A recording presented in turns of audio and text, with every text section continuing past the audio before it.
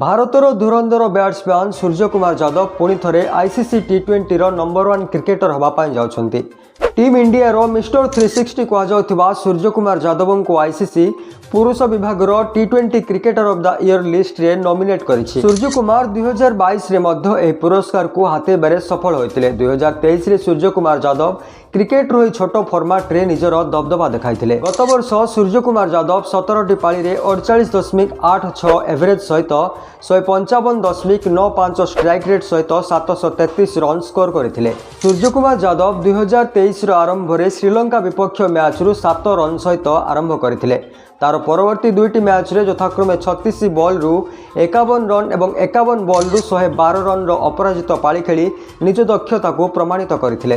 7 ଜାନୁଆରୀ 2023ରେ ରାଜକୋଟଠାରେ ଖେଳାଯାଇଥିବା ଶ୍ରୀଲଙ୍କା ବିପକ୍ଷ ତୃତୀୟ ଟି20 ମ୍ୟାଚ୍ରେ ସୂର୍ଯ୍ୟକୁମାର ଯାଦବ 51ଟି ବଲ୍ର ସାମ୍ନା କରି 112 ରନ୍ର ଅପରାଜିତ ପାଳି ଖେଳିଥିଲେ, ଯେଉଁଥିରେ 9ଟି ଛକା ଏବଂ 7ଟି ଚୌକା ସାମିଲ ଥିଲା। ଏଥିସହିତ ଭାରତ ପାଇଁ ପୁରୁଷ ଟି20ରେ ସୂର୍ଯ୍ୟକୁମାର ଯାଦବ ରୋହିତ ଶର୍ମାଙ୍କ ପରେ ଦ୍ରୁତ ଶତକ ହାସଲ କରିବାରେ ଦ୍ୱିତୀୟ ଖେଳାଳି ହୋଇଥିଲେ। ଆପଣଙ୍କୁ କହିଦେବାକୁ ଚାହିଁବୁ ଯେ ରୋହିତ ଶର୍ମା 2017 ମସିହାରେ ଏହି ଶ୍ରୀଲଙ୍କା ବିପକ୍ଷରେ ମାତ୍ର 35ଟି ବଲ୍ରୁ ଶତକ ହାସଲ କରିଥିଲେ।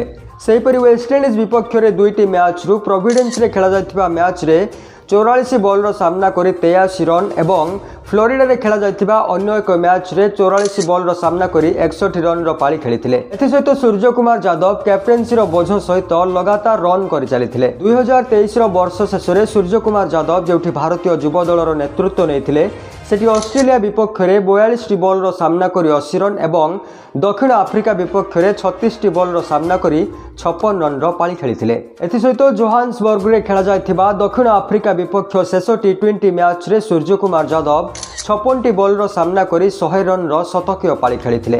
ତେବେ ନମସ୍କାର ଦୋସ୍ତ, ମୁଁ ଅକ୍ଷୟ କୁମାର ଏବଂ ଆପଣ ଦେଖୁଥିଲେ କ୍ରିକ୍ ରିପୋର୍ଟର ଓଡ଼ିଶା।